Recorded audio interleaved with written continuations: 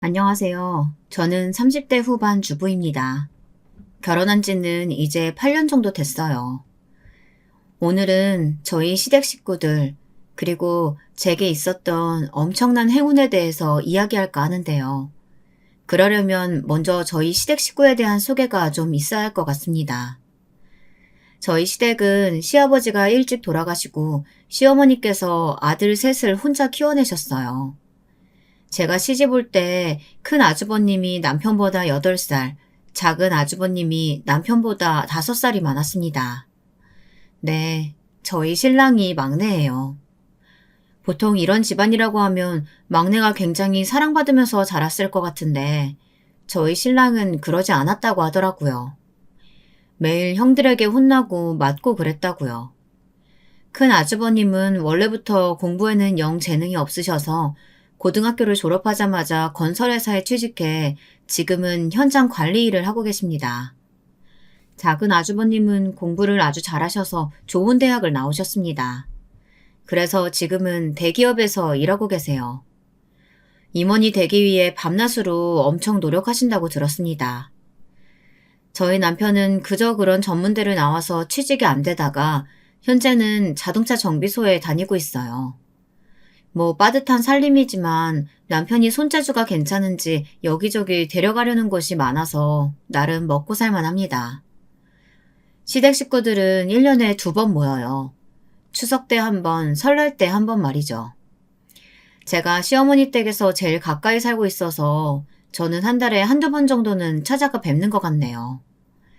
그럴 때마다 너희 손윗동서들은 1년에 딱 2번 오고 전화도 안 한다 이러시며 섭섭해 하시더라고요.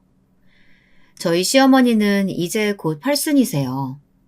요즘 팔순이면 다들 많이 할머니 할아버지 같지도 않은데 저희 시어머니는 젊어서 안 해본 일이 없이 고생을 너무 많이 하셔서 그런가 또래 다른 어르신들보다 더 빨리 늙으신 것 같더라고요. 저도 아들만 둘이 있거든요. 그래서 아들 셋을 여자 혼자 키운다는 게 얼마나 힘든 일인지 잘 알고 있습니다. 그렇기에 어머님이 안쓰러웠던 적이 한두 번이 아닙니다.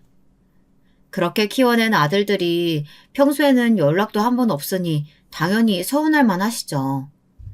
그래서 제가 남편에게 종종 말해요. 당신이라도 잘해. 나야 잘하지, 언제나. 더 잘해. 자주 찾아뵙고 요즘 부쩍 우울해 하시는 것 같아. 노인 우울증이라고 들어보셨나요? 노인분들이 걸리시는 우울증인데 젊은 사람들과 다른 점은 나이가 든 어르신들은 이 증상이 치매로 연결되는 경우도 종종 있다고들 하더라고요. 물론 어머님은 아직 그런 기미가 보이시진 않지만 그래도 걱정이 되어서 저희라도 자주 찾아뵙자 그렇게 말했었습니다. 그래서 일주일에 한 번씩 찾아뵙고 외식도 하고 아들들도 자주 데려갔어요. 날이 좋으면 드라이브도 가고 어머님이랑 둘이 쇼핑도 가고 말이죠. 제 노력을 알아주셨는지 어쨌는지 어머님 기분이 점점 좋아지는 게 느껴져서 저도 너무 뿌듯했습니다. 하지만 저희의 이런 노력을 하루아침에 물거품으로 만든 일이 있었어요. 1년에 2번 모인다는 그 명절 중 하루인 추석이었습니다. 2월쯤 설에 보고 마지막이었으니 거의 7개월이 넘는 시간 만에 보는 거였거든요. 근데 큰집, 중간집 둘 다 손주들을 다 안 데리고 왔더라고요. 1년에 2번 보는 손주들이라 어머님이 많이 서운하셨는지 한마디 하셨습니다. 애들은 왜 안 데리고 왔어? 얼굴 보고 싶은데. 애들 이제 입시 준비해야 되잖아요. 오늘도 학원 갔어요. 저희 집 애들은 오늘 오디션이 있다고 해서. 그리고 말 나온 김에 말인데요.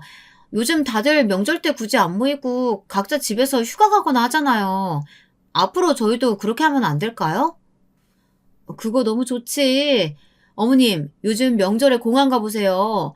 다들 가족이라고 모이거나 그러지 않고 해외여행 가고 그런다니까요. 저희도 각자 편하게 그렇게 하는 게 어떨까요? 요즘 누가 명절에 만나서 제사 지내고 그래요. 이렇게 좁은 집에 다닥다닥 붙어서 자면서. 아니, 그래도 1년에 딱 2번 모이는 건데 어머님이 손주들 얼굴도 보고 싶고 그러실 거예요. 어머, 막내 동서 말 서운하게 한다? 우리가 뭐 안 온대? 명절에 안 모이면 명절 아닐 때 가끔 애들 데리고 와서 어머님이랑 밥도 먹고 그러면 되는 거지. 그러게. 막내 동서 우리 못된 사람 만드네. 다른 날 안 온다고 안 했는데? 속으로 퍽이나 오시겠어요 라는 생각을 했지만 어머님도 가만히 계시는데 제가 더 나서는 건 아닌 것 같아서 그냥 작게 한숨만 쉬었습니다. 어머님은 잠시 생각하시는 것 같더니 입을 떼셨어요. 애들 데리고 종종 올 게냐? 당연하죠. 그치 여보? 아, 네 어머니. 저희도요. 명절에는 길게 쉬니까 저희들끼리 어디 놀러도 가고 싶고 그래서 그러는 거죠. 뭐 아닐 때는 그냥 놀러 올게요. 애들 데리고. 네, 그럴게요. 그렇게 하시죠, 어머니. 마치 다 짜고 온 것처럼 죽이 아주 그냥 착착 맞더라고요. 그런 모습을 보니 한숨이 나왔지만 어머님은 그래도 그 말을 믿으신 건지 아니면 믿고 싶으신 건지 작게 웃으며 고개를 끄덕이셨습니다. 그리고 거의 1년 가까이 지났지만 두 가족 다 한 번도 어머님 집에 찾아오지 않았어요. 저는 예상했던 결과였지만 어머님의 우울증은 날로 심해져 갔습니다. 왜 아니겠어요. 전화해도 바쁘다고 제대로 받아주지도 않은 것 같던데요, 뭐. 저희가 잘해드리는 것만으로는 한계가 있었습니다. 아무리 저희가 잘한다고 해도 어머님이 서운하고 보고 싶은 사람은 또 있는 거니까요. 결국 남편이 못 참고 형들에게 전화를 돌렸어요. 좀 너무한 거 아니야? 어머니 지금 손주는 보고 싶고 형님들한테는 서운해서 알아 누우셨어. 명절 때 안 오는 대신 종종 찾아뵙는다면서요. 지금 1년이나 지난 거 알고 계세요? 전화도 한 통 안 한다면서요? 막내가 어디서 형님들을 혼내냐는 말만 들었어요. 물론 그 효과가 없진 않았는지 그 뒤로 한 번 오긴 했습니다. 그마저도 반나절도 안 머물다 돌아갔어요. 그러고 또 수개월째 연락 한 번이 없는 것 같더라고요. 니네가 나 때문에 고생이 많다. 아유, 그런 말 하지 마세요. 저희가 막 엄청나게 잘해드리는 것도 아닌데요, 뭐. 그럴 때면 아니라고 너네만큼 잘하는 애들 못 봤다면서 항상 웃으며 말씀해 주셨어요. 어느 날은 어머님도 포기하셨는지 저를 불러다가 이런 말씀을 하시더라고요. 평생 가야 먼저 지 엄마한테 연락도 안 하는 자식들 다 필요 없다. 니들만 있으면 되지 뭐. 그리고 마음이 좀 편안해지신 건지 우울하시던 것도 점점 좋아지는 것 같았습니다. 남편도 저도 앞으로 그냥 이렇게 살자고 이게 오히려 마음이 편하다고 막 그랬어요. 그러던 어느 날이었습니다. 어머님께 전화를 드렸는데 받지 않으시더라고요. 목욕탕 가셨나? 원래 평소에 목욕탕을 자주 가시던지라 그냥 그런가 보다 생각했습니다. 하지만 한참이 지나도 전화가 걸려오지 않았어요.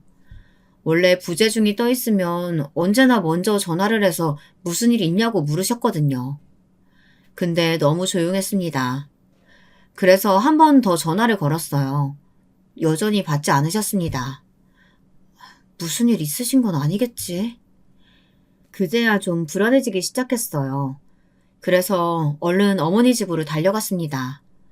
벨을 눌러도 아무 기척이 없길래 알고 있는 비밀번호를 누르고 집으로 들어갔어요. 어머니! 거실 한가운데 어머님이 쓰러져 계셨습니다. 놀라서 어머님을 크게 불렀지만 아무 기척이 없으셨어요. 서둘러 119에 신고를 하고 혹시나 하는 마음에 어머님 코 쪽에 떨리는 손을 대보니 아직 숨을 쉬시더라고요. 119가 도착하고 응급실에 가서 갖은 검사를 다 받았습니다. 검사 결과 경미하긴 하나 뇌출혈이 있다고 하더군요. 작긴 하지만 시간이 좀 지나서 후유증이 좀 있을 수 있다고요. 생명에는 지장이 없다는 말에 가슴을 쓸어내렸습니다. 그렇게 어머님 입원 수속을 마치고 한시름 놓고 어머님이 깨어나기만을 기다렸어요. 연락받고 일을 일찍 마치고 달려온 남편이 병실 문을 벌컥 열고 들어왔습니다. 무슨 일이야? 사색이 된 남편에게 차근차근 어머님의 상태를 말했어요. 남편은 한참을 어머님을 안쓰러운 얼굴로 바라보다가 뭔가 생각난 듯 일어났어요. 왜? 형님들께 전화해야지. 그리고는 밖으로 나가서 한참을 통화하더군요. 이게 그렇게 오래 통화할 일인가 싶었지만 어머님 상태를 자세히 설명하나 보다 했습니다. 그런데 돌아온 남편의 눈가가 빨갛게 달아올라 있더라고요. 그리고 어딘가 감정적으로 격양되어 보였습니다. 왜 그래? 당신 울었어?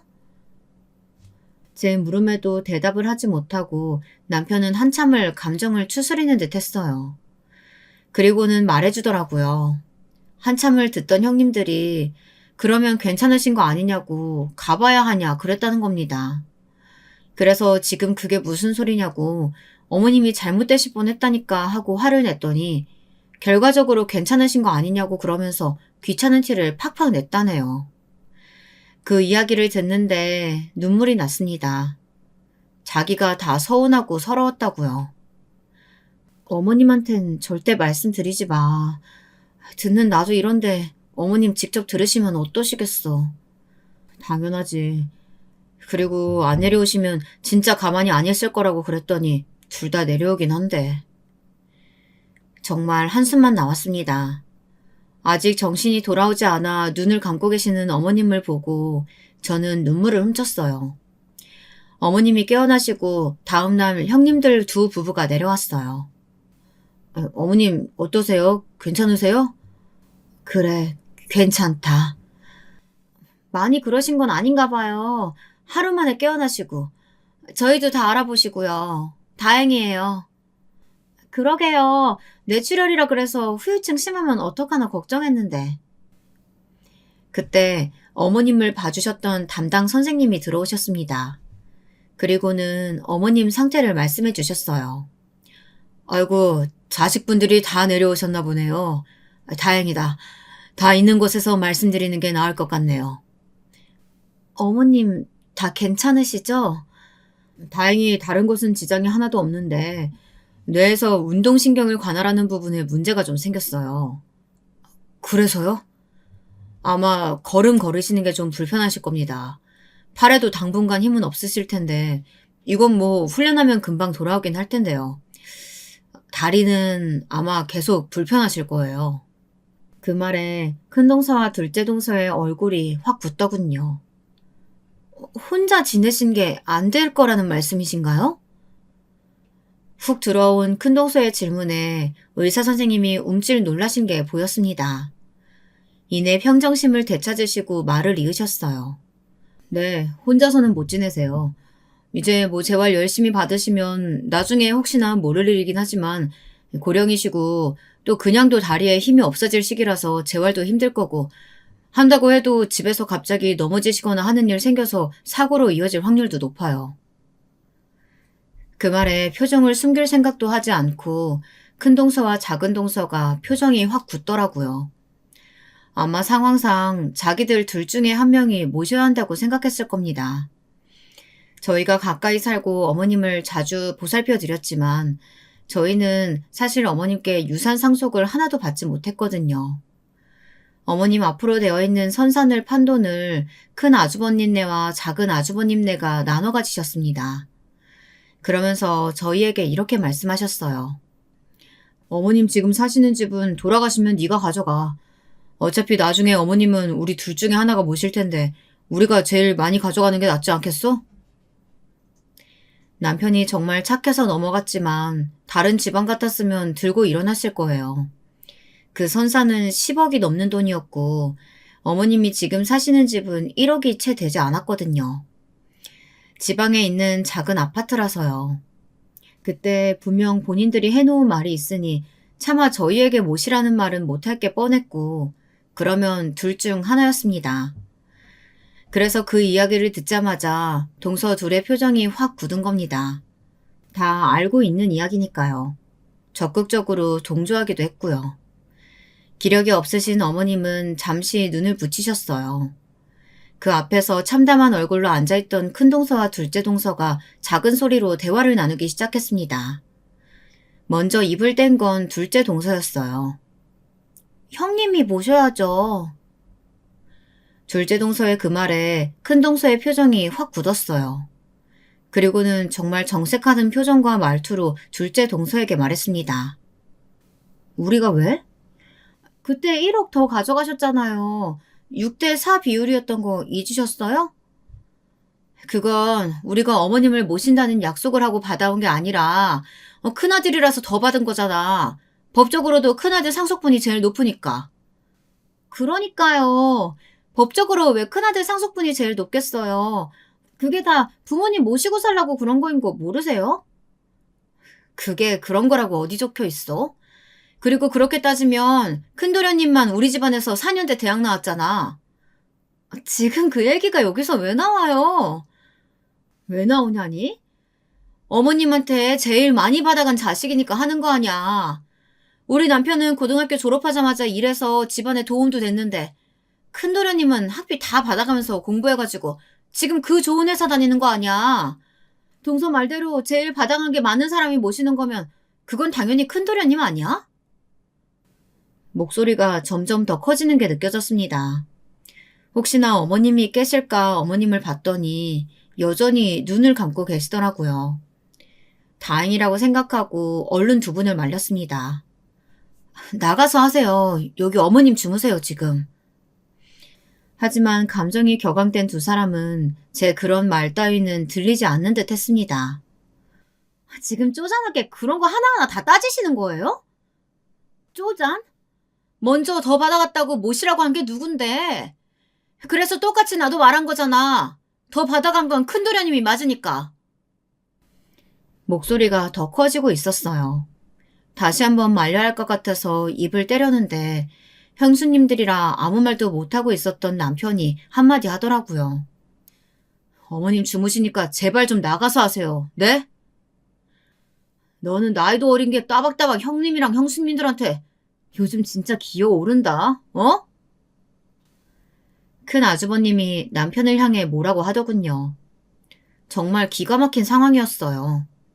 어머님 안 모시겠다는 이야기를 어머님 주무시는 옆에서 하고 있는데 나가서 하랬다고 버릇없는 막내 소리를 듣고 있어야 한다는 게 말이죠. 그 와중에도 큰 동서와 둘째 동서는 멈추지 않았어요. 아무튼 우리는 못 모셔. 집에서 살림만 하시는 분이 뭐가 그렇게 바쁜 일이 있다고 못 모셔요. 우리 애들 수험생이잖아. 그리고 뭐? 집에서 살림만? 그래. 너는 뭐 대단한 일 하냐? 고작 동네 주민센터 공무원인 주제에 누가 보면 대단한 일 하나 하겠어. 지금 말 다 하셨어요? 요양원은 어때요? 큰 아주버님의 그 말에 동서 두 분이 말을 멈추더군요. 어머, 우리가 그 생각을 못했네. 그러게요. 비용이 얼마나 하나? 요즘은 시설도 괜찮대요. 다리가 불편하셔서 아마 좀 들긴 할 거야. 그럼 그것도 6대 4로 해요. 뭐? 그런 것까지 이렇게 따져야겠어? 뭐든 공평해야 하잖아요. 이게 진짜. 제가 도저히 못 참고 둘 사이에 섰어요. 그리고 낮지만 무겁게 말했습니다. 제가 모셔요. 제가 모실 테니까 여기서 그만하세요. 진짜 너무들 하신 거 아니에요? 지금 어머님 아픈 병실에 와서 뭐 하는 짓들이세요? 뭐? 막내 동서가? 진짜로? 모신다고? 왜요? 싫으세요? 제 그 말에 제 마음이 바뀔까봐 둘 다 손사래를 치더군요. 아니. 그래주면 우리야 너무 고맙지. 그래. 어머님도 원래 지내던 곳에서 지내는 게 더 좋으실 거고. 원래 동서랑 어머님이랑 사이도 엄청 좋았잖아. 금방 웃으며 그렇게 말하는 모습에 정말 없던 정도 다 떨어지더라고요. 그렇게 그 두 부부를 보내고 나니 정말 진이 다 빠지는 기분이었어요. 그렇게 어머님은 저희 집에서 같이 사시게 됐어요. 어머님은 면목없어 하셨습니다. 그러면서 저에게 계속 말씀하셨어요. 재활 열심히 받아서 금방 나가도록 하마. 그러실 필요 없어요. 어머니 다 나으셔도 저는 어머니랑 살래요. 그렇게 어머니 병수발 아닌 병수발이 시작됐어요. 물론 힘들지 않았다면 물론 그건 거짓말일 겁니다. 다리를 제대로 쓰지 못하는 어르신을 모시는 건 생각보다 체력적으로 힘든 일이었어요. 하나도 혼자서 할 수 있는 일이 없으니까 말이죠. 어머님도 그런 저에게 미안하기도 하고 본인도 불편하셨는지 재활을 열심히 받으셨어요. 하지만 의사 선생님의 말처럼 안 그래도 다리 힘이 빠질 시기인 고령의 어르신의 재활이 제대로 될 리는 없었습니다. 마음대로 가고 싶은 곳도 갈 수 없고 화장실도 본인 의지로 제대로 갈 수 없는 어머님은 어머님 본인도 힘들어 하셨어요. 그렇게 3년이라는 세월이 흘렀습니다. 저희는 그렇게 서로에게 맞출 부분은 맞춰가며 또 적응해갈 부분은 적응해가면서 잘 지냈어요. 어머님도 그전처럼 힘들어하지 않으셨고 저도 요령이 많이 생겨서 처음처럼 힘들지도 않았고요. 그리고 제가 볼 일이 있는 날은 하루 정도만 봐주시는 전문 요양사분을 불러다 쓰기도 했고요. 그분이랑도 친해져서 이제는 그렇게 고생스럽지도 않은 단계가 되었습니다. 올해도 연락 없지? 아버님 제삿날이었어요. 제가 처음 모시기로 했을 때는 자주 찾아오겠다, 매달 어머님 생활비 명목으로 돈을 조금이라도 보내겠다, 이런 입에 발린 소리들을 얼마나 했는지 몰라요. 형님네 그 두 부부들이 말이에요. 하지만 이쯤 되면 모두가 예상하실 수 있듯 제대로 지켜지지 않았습니다. 처음 3, 4개월 정도 한 달에 30만 원 정도 되는 돈이 양쪽에서 들어오다가 끊겼고 처음 저희 집에 오신 뒤 6개월 뒤엔가 한번 내려와서 어머님 얼굴 잠깐 뵙고 간 뒤로 명절이다, 아버님 제사다 한 번도 안 챙겼어요. 아직도 기대를 해? 혹시나 해서 물어본 거야. 나이 들면 정신 차리는 사람들도 있다잖아. 그 두 부부에게는 일어나지 않을 일인 것 같았지만요. 그렇게 포기할 건 해가며 나름 평화롭게 살아가던 어느 날이었어요. 어머님이 방 안에서 저를 부르는 소리에 어머님이 계시는 방으로 갔습니다. 무슨 일이세요? 내가 방금 누워서 뉴스 보다가 갑자기 생각난 게 있다. 뉴스에서는 신소재 개발로 어떤 처음 들어보는 회사의 주식이 연일 고공행진이라는 뉴스가 나오고 있었습니다. 그걸 보고 갑자기 뭐가 생각나신 건지 궁금해서 물었어요. 저걸 보고요? 말씀하세요. 예전에 나 옆집 살던 할매 알지? 네, 백할머니. 어머님이랑 정말 친하게 지내셨는데 어느 날 갑자기 아프다는 소식이 들리더니 순식간에 돌아가셨거든요. 그걸 보면서 어르신들은 정말 아프면 순식간이다라는 말을 하면서 남편과 어머님께 잘하자 했던 기억이 났습니다. 그 할매가 나한테 지 아들이 일하는 회사인데 나중에 엄청 대박 터질 거라면서 주식인지 뭔지 사주라는 거야. 근데 나는 그거 뭐 어떻게 한지도 모르고 위험한 거 아닌가 싶어서 한사코 거절했는데 그 할매가 나를 은행에 끌고 가서 통장도 만들어주고 뭐 저금하는 거나 마찬가지니까 돈 좀 넣으라고 해가지고 내가 돈을 넣은 적이 있거든. 어머니가 주식을 하셨었어요? 제가 너무 놀라서 물었습니다. 정말 상상도 못했던 일이었거든요. 한 것도 아니지.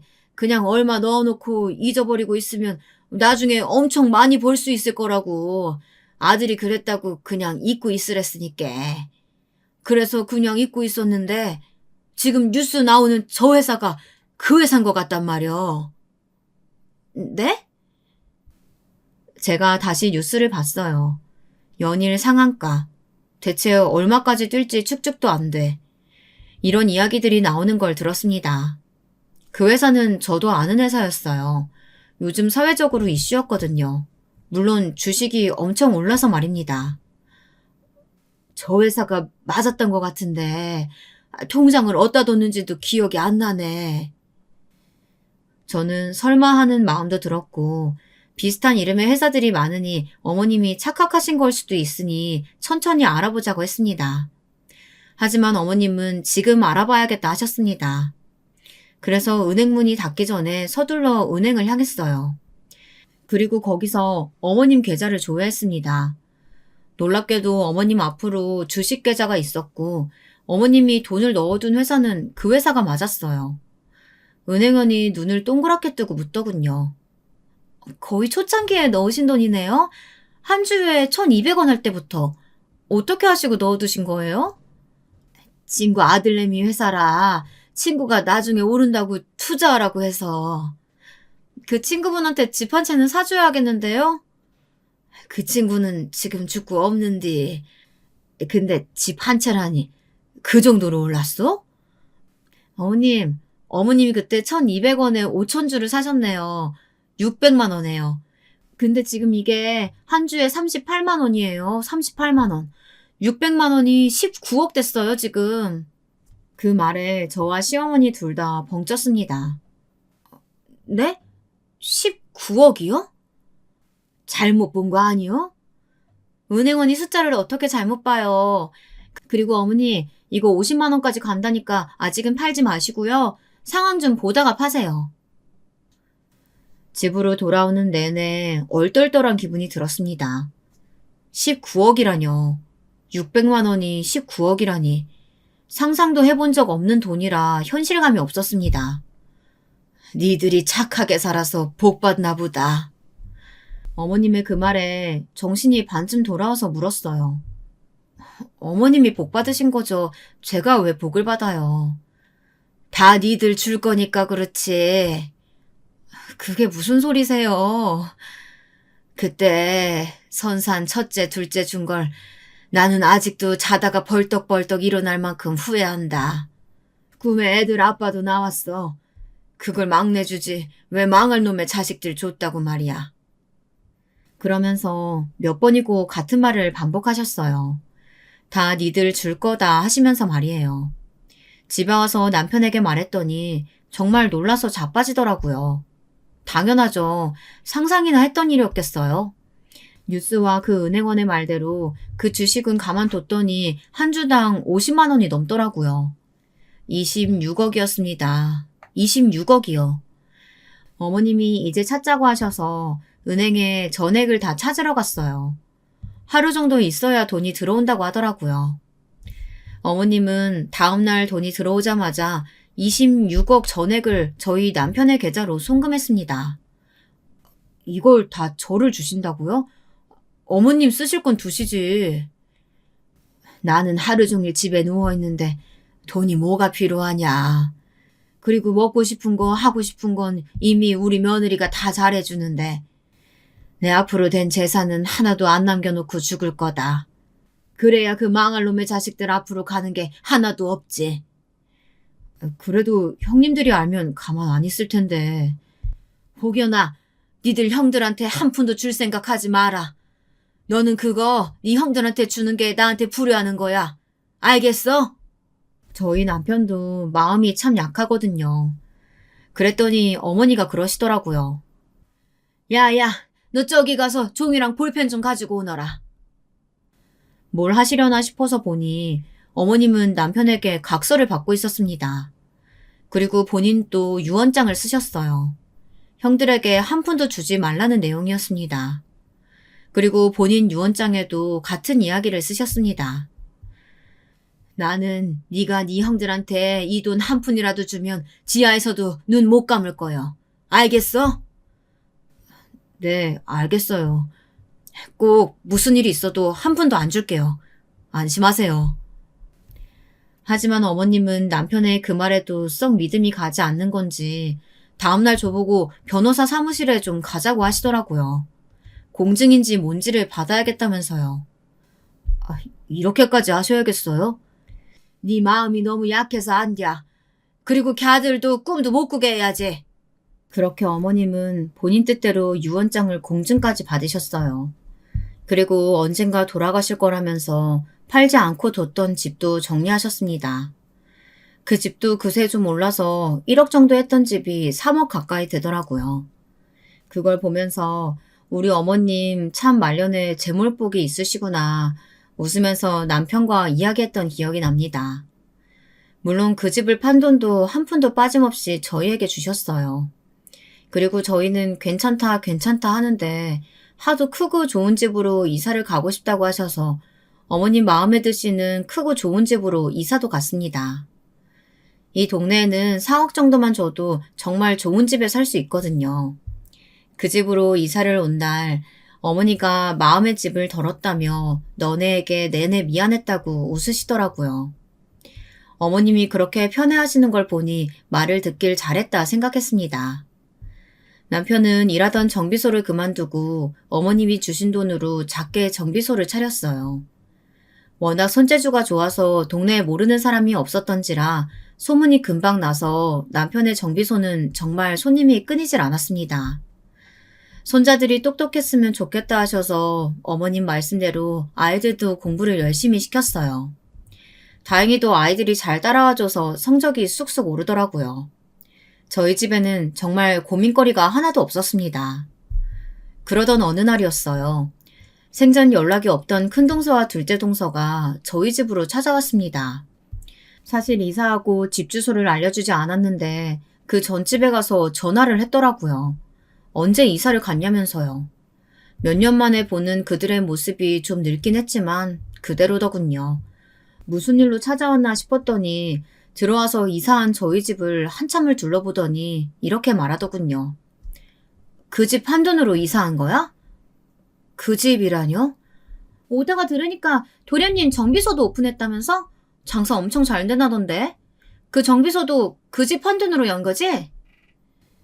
듣자 하니 저희가 2년 전쯤 판 어머님이 원래 사시던 집이 재개발이 되면서 지금 시세가 6억 정도 된다고 하더라고요.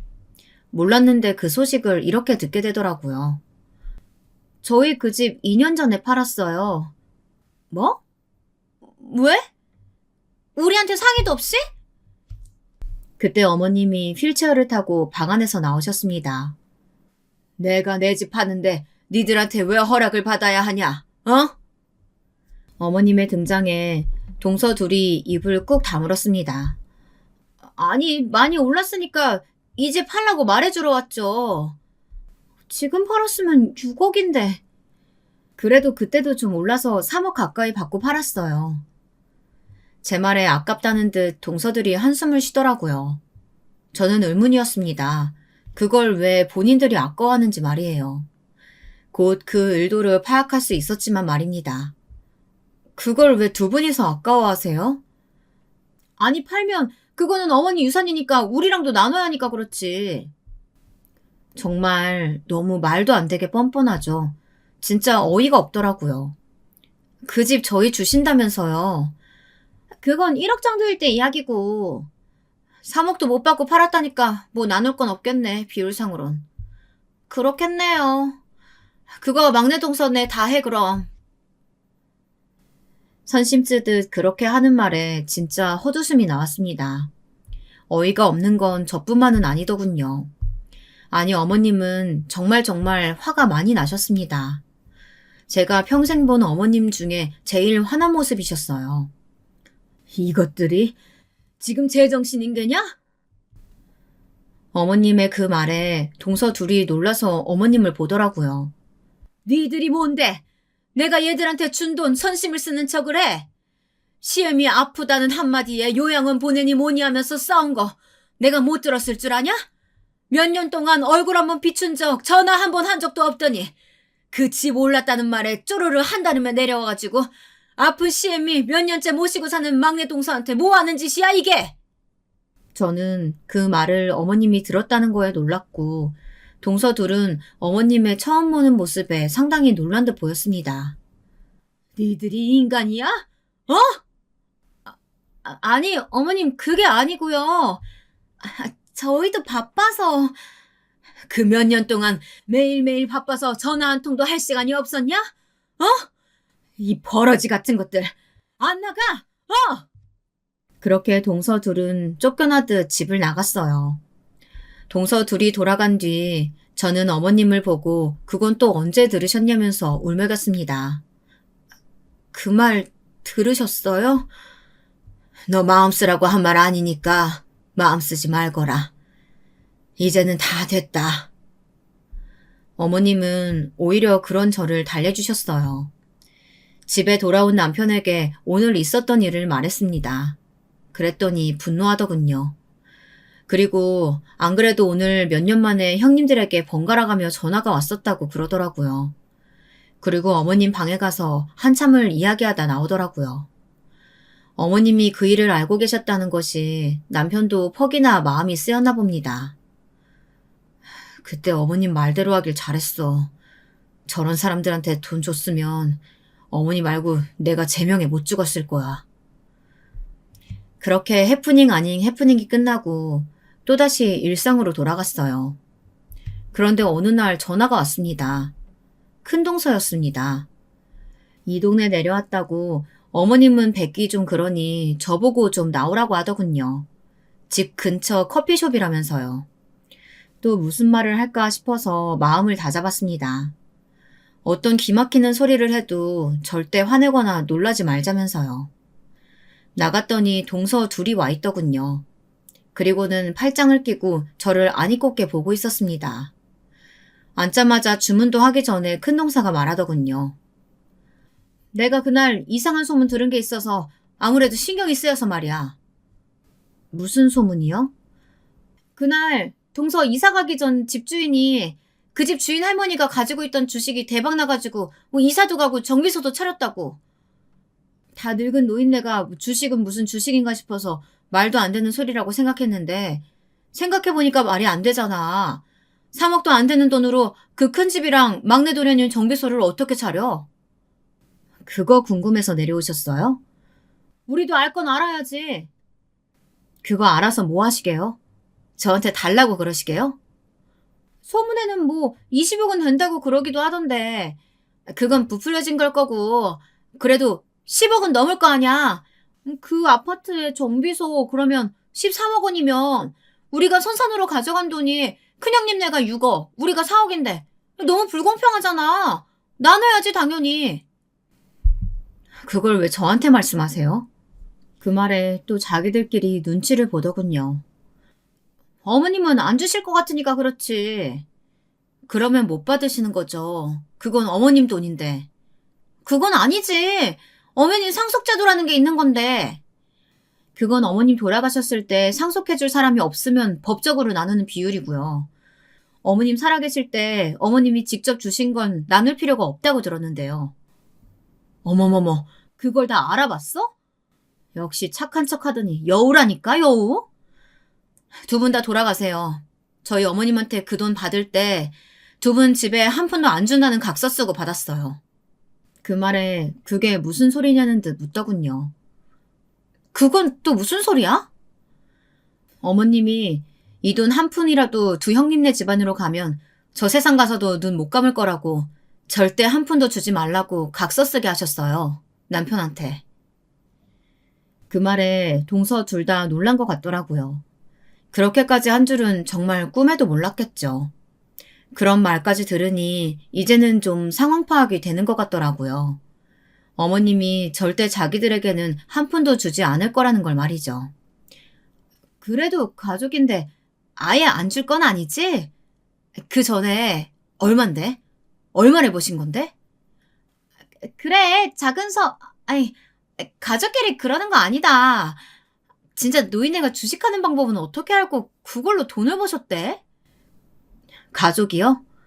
서로 안 모시겠다고 어머님 주무시는 앞에서 싸워서 그걸 다 듣게 해놓고 몇 년 동안 전화 한 통도 없다가 돈 때문에 내려온 사람 보고 가족이요? 제가 형님들한테 한두 번 속나요? 입을 삐쭉삐쭉 거리더라고요. 그래도 포기가 안 되겠는지 다시 말을 시작했습니다. 그래서 얼만데? 말해주지 말까 하다가 배 아프라고 말해줬어요, 그냥. 그리고 그때 어머님이 자문을 다 구해서 주신 돈이라 법적으로 저쪽에서 소송을 걸든 뭘 하든 저희에게 받아갈 수 있는 돈은 없다는 걸 알고 있기도 했고요. 25억이요. 친구 아들분 회사에 넣어두신 돈을 잊고 계셨더라고요. 뭐? 25억? 경악으로 입을 쩍 벌리고 있는 두 사람을 내버려두고 커피숍을 떴어요. 뒤에서 저를 애타게 부르는 소리가 들렸지만 돌아보지 않았습니다. 그리고 집에 가서 어머님과 남편에게 말했어요. 이런 일이 있었다고 동서들에게 전화가 올지도 모른다고 말이죠. 어머님은 그것들 징글맞다고 고개를 저으셨지만 남편은 세상에 비밀이 어디 있냐며 언젠가 알게 될 일이었다 하더라고요. 아니나 다를까 다음 날부터 저와 제 남편에게 하루에도 몇 통씩 전화가 왔습니다. 저는 동서들에게, 남편은 형들에게서 말입니다. 25억. 그 돈밖에 모르는 양반들이 눈이 뒤집힐 만한 액수긴 하잖아요. 동서들은 서로 자기가 어머니를 모시겠다고 하더군요. 저렇게 의도가 뻔해 보이는데 어느 누가 그 집으로 가고 싶어 할 거라고 그런 소리를 하는지 원. 남편의 형들은 남편에게 전화해서 구체적인 액수와 정황, 그리고 저희가 얼마를 받았는지 그런 것들을 물어봤다고 합니다. 그렇게 한동안 쏟아지는 전화에도 저희 부부는 어머님의 뜻을 따르겠다는 말만 반복했어요. 그러고는 한동안 전화가 없었어요. 물론 이대로 포기할 사람들이 아니라는 건 잘 알고 있었습니다. 그래서 어느 날 두 부부가 다 집으로 찾아왔을 때도 그러려니 했어요. 다만 어머님이 너무 힘드실까 걱정되었을 뿐이죠. 어머니, 저희한테 아무리 섭섭하셔도 그렇죠. 이러시면 안 되죠. 네, 이건 아니죠. 그래도 저희도 자식인데 물론 막내에게 가장 많이 주는 것까지는 당연히 이해합니다. 하지만 이건 아니에요. 어머니가 소파에 가만 앉아서 그 말을 듣고 계셨습니다. 그래서 좀 알아보니까 부모님 모실 때는 절반 이상 가져가는 게 판례가 있더라고요. 25억의 절반이면 12억 5천이니까 13억은 막내가 가지고 나머지는 저희가 나누게 저희 주세요. 절반이나 가져간다고요? 막내 동서, 어머니 우리가 모신다니까. 큰아들 내가 모시는 게 당연한 건데 여태 내가 소원했어. 미안해. 언제는 저희 애아빠가 집안에서 가장 받아간 게 많으니까 저희가 모시는 게 맞는다면서요. 형님 말 따라서 저희가 모실게요. 절대 싫다고 큰아들이 하는 거라며. 이제라도 저희랑 사시는 건 어떠세요? 정말 개판이더군요. 어머님은 여전히 아무 말 없이 듣고만 계셨습니다. 대충 알아봤더니 이 집이 막내가 계약할 때쯤 가격이랑 거기 정비소 낸 거 합치면 한 10억 정도 되겠던데. 그럼 나머지 다 저희들 나눠주시면 되잖아요. 보니까 도련님 정비소 장사도 엄청 잘 되던데. 이미 산 집, 이미 차린 정비소 팔아서 달라는 것도 아니고 그 정도는 해주세요. 그래도 막내 도련님이 제일 많이 가져가시는 거니까 보상 충분히 받은 거나 다름없는데. 가만히 듣자 하니까 저희가 무슨 보상 바라고 어머님 모시고 살겠다고 하는 것 같아서 더 이상 참지 못하고 한마디 하려던 찰나였습니다. 야야, 그거 좀 들고 온나. 뭐 말씀하시는 거예요? 내 유언장 쓴 거. 그제야 제가 알아듣고는 아 하고 어머님이 쓰신 유언장을 찾으러 어머님 방 안으로 들어갔습니다. 뒤에서는 어머님 유언장도 쓰셨냐며 수정해 주실 거죠 같은 말들이 들려왔어요. 제가 금방 유언장을 찾아서 들고 나가 어머님께 드리자 어머님이 그 유언장을 그 두 부부 사이로 던져버렸어요. 큰 아주버님이 얼른 낚아채 읽기 시작하셨습니다. 나 김인수는 내 전 재산인 25억 9천만 원과 아직 정리 안 한 살던 집 일체를 막내 아들 김영민에게 오늘 날짜로 모두 상속한다. 이 상속된 재산은 내 살아생전엔 물론이고 죽어서도 자기 형제들에게 나눠줄 수 없으며 의무도 없다. 어머니! 내가 얘들한테 신신당부했다. 니들한테 한 푼이라도 주는 날엔 내가 죽어서도 눈 못 감을 것 같다고. 천하의 불효자식 되고 싶지 않으면 니들한테 돈 한 푼도 주지 말라고. 그니까 애들한테 돈 뜯어낼 생각이랑 하덜 말거라. 법적으로 문제없게 상속했고 이 유언장도 다 공증받은 거니까 니들이 무슨 수를 써도 안 돼. 어머님이 이 정도로 치밀하게 준비하셨을 거라고는 전혀 생각하지 못했다는 듯 두 부부 다 잠시 동안 어안이 봉봉한 얼굴로 앉아있더라고요. 아니 어머님, 저희에게 아무리 섭섭한 게 많으셨어도 그렇지 이건 너무하신 거 아니에요? 저희 애비도 자식이에요. 니들이 언제 나를 부모 취급했다고 이제야 자식이라는 거냐? 저희가 어머니 잘 못 챙긴 것도 맞고 어머님 섭섭하신 것도 맞지만요. 그렇다고 그 큰 돈을 막내한테 다 주시면 어떡해요? 내가 내 돈 가지고 알아서 하는 건데 니들이 왜 자꾸 입을 대? 나는 다리 못 쓰고 누워있으면서 그날 니들이 나 요양원 보내니 많이 하는 이야기 생각할 때마다 그때 선산을 왜 니들한테 줬는지 너무 한스러워서 밥도 못 넘겼다. 그 말에 아주머님 두 분 다 움찔하시는 게 느껴졌어요. 너네가 애들한테 전화해서 돈 달라고 들들 볶는 거 내가 모를 줄 아냐? 어? 자꾸 그러면 변호사 사무실 찾아가서 줬던 것도 다 달라는 소송인지 뭔지 걸 거다. 내가 전에 물어보니까 하려면 할 수 있다더만. 어머니, 저희가 진짜 정말 잘못했어요. 그러니까 이제라도 잘할 수 있게 반성할 수 있는 기회를 주세요. 네, 어머님. 저희 집에 가셔서 저희랑 사세요. 아니요, 어머님. 형님 집에 가시면 수험생들이 있어서 숨도 제대로 못 쉴 거예요. 저희 집으로 가세요. 제가 일 그만두고 어머님 모실게요. 뭐? 동서, 지금 말 다 했어? 제가 뭐가요? 전에 한번 갔더니 화장실 가는 것도 뭐라고 하셨잖아요. 애들 물소리 거슬려 한다고. 그런 집에서 어떻게 아픈 어르신을 병간호하겠다고요? 이거랑 그거랑 같아? 뭐가 다른데요? 뭐 어머님이 가면 걔들이 수험생이 아닌 게 된대요? 어머님이 싸우는 둘을 향해 소리를 쳤어요. 그만! 당장 이 집에서 나가! 어머님의 그 소리에도 한동안은 나가지 않고 미안하니 돈을 막내한테 다 주는 건 아닌 것 같다느니 그런 소리들을 하다가 어머님이 경찰을 부른다 하시니 결국은 물러나더라고요. 그 두 부부가 돌아간 뒤 어머님이 저희를 부르셨습니다. 절대 주면 안 된다. 알겠지? 네, 저도 형님들 미워요. 하지만 그 부부들은 포기하지 않았어요. 시간만 나면 저희 집 주변으로 찾아왔습니다. 어머님이 절대 말을 들어줄 것 같지 않자 저와 남편에게 회유와 협박을 하기 시작했어요. 물론 들은 척 하지도 않았지만 말입니다. 어머님이 안 준다고 했다고 동서까지 이럴 수 있어? 막내 동서 순하게 생겨서 욕심 진짜 많은 사람이었네? 전 재산을 기부하면 했지 두 분께는 절대 안 주기로 남편이랑 이야기 다 끝냈어요. 뭐? 기부? 미쳤나봐. 두 분 주느니 그게 낫죠 뭐. 남편의 형들은 남편의 직장까지 찾아와서 행패를 부린 것 같더라고요. 하지만 이미 저희 집 사정을 아는 동네 분들이 많으셔서 손가락질 당하고 돌아가셨다고 합니다. 아니 저 형들은 지 엄마 돈 없다 할 때는 막내 동서한테 맡겨놓고 한 번을 안 내려오더니 주식으로 대박 났다니까 매주 찾아와서 돈 달라고 난리치고 지들이 모시겠다고 난리치고 그러네. 뭐 저런 자식들이 다 있어 그랴. 그 뒤로는 그 두 부부 중 한 명의 얼굴이라도 보이면 사람들이 손가락질했어요. 하도 내려와서 시끄럽게 만드는 바람에 주변에 사는 동네 주민들은 얼굴을 외웠거든요. 그래서 이제는 자주 내려오지도 못하고 매번 전화나 문자로 난리를 치고 있네요. 정말 못 받을 것 같으니까 그 빈도수가 높아져서 전화번호를 바꿔야 하나 고민 중입니다.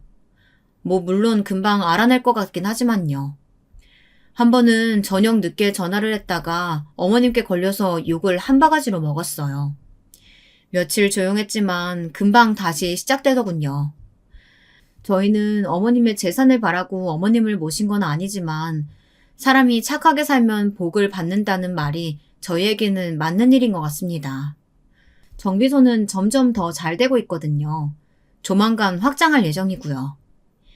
저희가 세 식구 중에 가장 힘든 축에 속했었는데 이제는 비교도 할 수 없게 풍족해졌어요. 뭐 그래서 더 행복해졌다기보다는 그냥 할 수 있는 것들이 많아져서 편해진 건 있습니다. 남편과는 어머님께 받은 돈의 일부를 조만간 기부하자고 이야기 끝냈어요. 그리고는 그들에게도 알려주려고요. 아무리 난리쳐봐야 우리는 기부를 했으면 했지 그들에게 한 푼도 줄 생각이 없다는 사실을 말입니다. 어머니는 다행히도 재활운동이 조금 진전되어서 뭔가 짚고 다니시면 어느 정도는 걸을 수 있게 되었습니다. 물론 10분 이상은 무리지만요. 그걸 기념해 조만간 명절에 맞춰서 저희 가족끼리 어머님과 다 같이 해외여행을 갈 생각입니다. 다들 간다는 그 명절 해외여행 저희도 이번에 가보려고요. 제 이야기는 여기서 끝낼게요. 마음을 착하게 먹으면 언젠가 큰 복이 예상치도 못한 순간에 오기도 하니까 여러분들도 오늘부터라도 그렇게 지내보세요. 혹시 아나요? 저 같은 일이 여러분에게도 생길지도요. 안녕하세요. 사연 채널이라는 걸 알게 된 이후로 유튜브 보는 재미에 빠져 사는 중년의 여자입니다. 설사 제 얘기를 여기에 올리게 될 줄은 몰랐는데요. 얼마 전 너무 기가 막히고 어이없는 일이 있어 이렇게 글을 쓸 수밖에 없게 되었네요. 일단 이야기에 들어가기 앞서 저희 시댁 식구들부터 말씀을 드려야 할 것 같아요. 저희 남편은 위로 형, 아래로 남동생이 있는 둘째예요. 시어머니와 시아버지는 젊었을 적에 두 분이 함께 막걸리 공장을 운영하셔서 그 돈으로 자식들 잘 키워 대학까지 보내신 분들이고요. 제가 시집 올 적엔 두 분 다 무척 바쁘게 일을 하고 계셔서 명절날 말곤 딱히 뵐 기회가 많진 않았지만 그럼에도 불구하고 제게 잘해주셨어요. 특히 시어머니를 생각하면 일찍이 돌아가신 저희 엄마가 생각이 날 정도로 따뜻하고 온화하신 분이었는데요. 시어머니는 절 처음 보았을 때부터 우리 아들내미가 무뚝뚝하고 해도 데리고 살아줘. 혹여나 저놈 자식이 잘못한 게 있으면 꼭 나한테 일러다 바치고 그럼 내가 아주 혼쭐을 내줄게. 이쁜 며느리 우리 집에 들어와줘서 고맙다 하면서 저를 이뻐라 해주셨어요. 사실 제가 별다르게 집안이 좋은 것도 아니었고 직업이 좋은 것도 아니었어요. 그냥 평범한 대학 나온 은행원이었고 시골에서 자라 집안도 그저 그랬거든요. 하지만 시부모님은 저를 참 많이 아껴주셨고 해마다 농작물들이며 막걸리며 건강식품이며 좋은 것들을 보내주시면서 우리 며느리 늘 건강해라 고맙다 하곤 말씀하시곤 했어요. 저는 이런 시부모님의 정성이 늘 감사했죠. 그래서 그런지 남편이 조금 무심하다 싶을 때도 시부모님에게 괜히 투정을 부리거나 하며 그 시기를 지나오곤 했어요. 하지만 집안엔 이런 저를 질투하시는 분이 한 분 계셨는데요. 바로 저희 형님이셨어요. 동서도 괜찮은 사람이었고 저도 성격이 무난한 편이었는데 딱 한 사람, 저희 형님만 유독 튀는 분이셨어요. 아주버님이 결혼을 늦게 하셔서 형님은 제가 이 집안에 들어오고 난 후 오셨는데요. 아직도 형님에 관해 기억나는 에피소드가 있어요. 화려한 옷차림에 짙은 화장을 하고 이 집안에 처음 들어오시던 형님이 보자마자 저를 향해 이런 말을 했거든요. 어머, 나보다 나이가 적다고 들었는데 나이가 많아 보여 깜짝 놀랐지 뭐야? 웃으면서 하는 말이지만 들은 당사자는 그렇지 않잖아요. 순간적으로 저도 욱했고 당황스럽기도 했지만 그땐 첫 만남이라 어른들도 계시고 그냥 넘어갔어요. 근데 형님은 이외에도 늘 볼 때마다 저를 깔보는 발언들을 많이 하셨어요. 제가 시부모님의 사랑을 받는 게 싫었던 건지 괜히 저를 툭툭 건드리더라고요. 어머, 동서. 누가 요즘 그런 옷을 입어. 옷이 너무 촌스럽다. 꾸미는 거라도 잘 하고 다녀야지. 그래야 나이 안 들어 보여. 동서, 백화점에서 옷 사. 시장 구석에서 사지 말고. 근데 오늘따라 피부는 왜 그렇게 안 좋아?